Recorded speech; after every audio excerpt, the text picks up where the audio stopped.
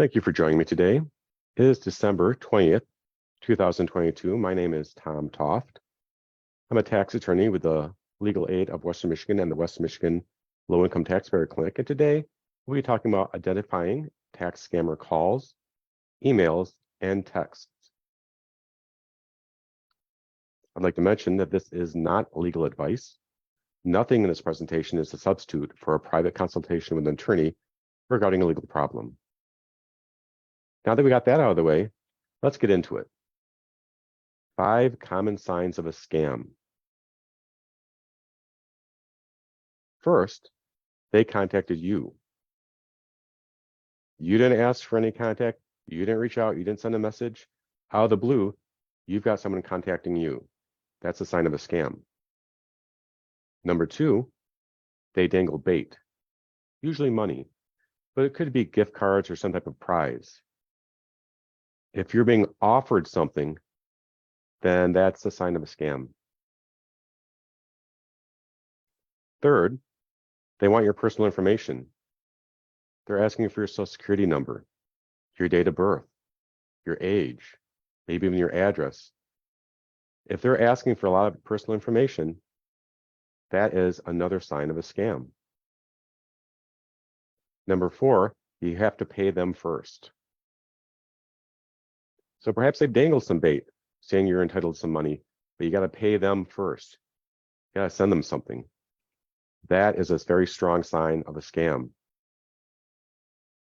And lastly, number 5, you have to wire money or send gift cards. If they're saying that you've got to wire the money or send gift cards, that's a sign of a scam. And often scammers have money sent this way because it's harder to trace. And once it's gone, there's no getting it back. Okay, let's move on. Now we know the 5 signs of a scam. Let's talk about scammers that pretend to be IRS employees.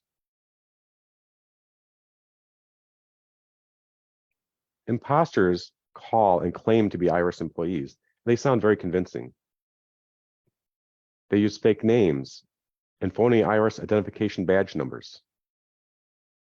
And they can fake or spoof caller ID numbers to appear to be anywhere in the country.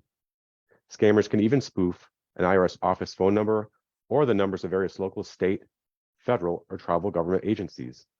When they spoof it, for example, you might get a phone call.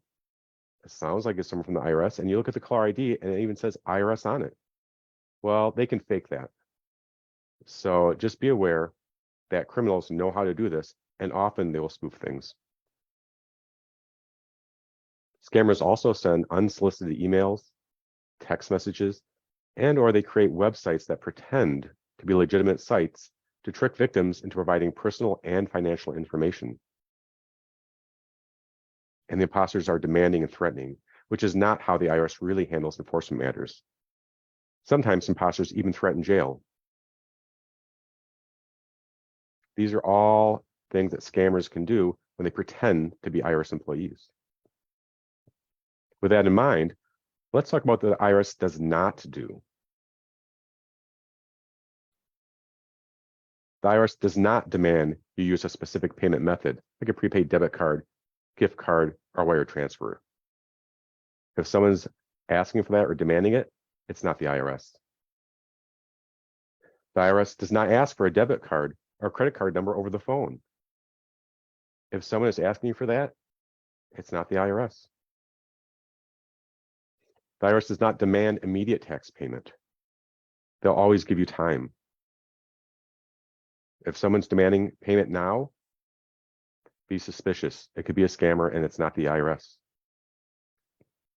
The IRS does not threaten to bring in an immigration officer or other law enforcement agencies to arrest people for not paying. That is not something the IRS does. Further, the IRS does not threaten to revoke a license or immigration status. The IRS does not initiate contact with taxpayers by email, text messages, or social media channels to request personal or financial information. This is probably a big one.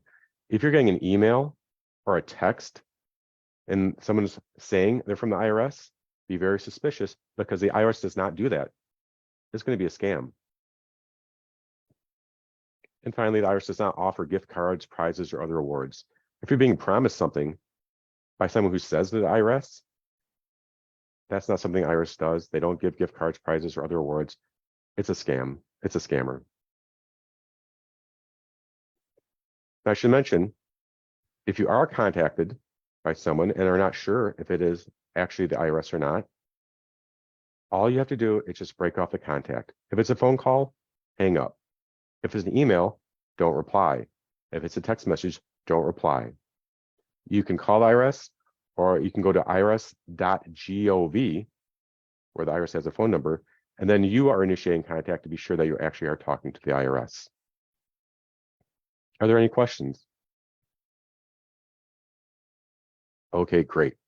Well, I thank you for your time, and everyone, have a good day.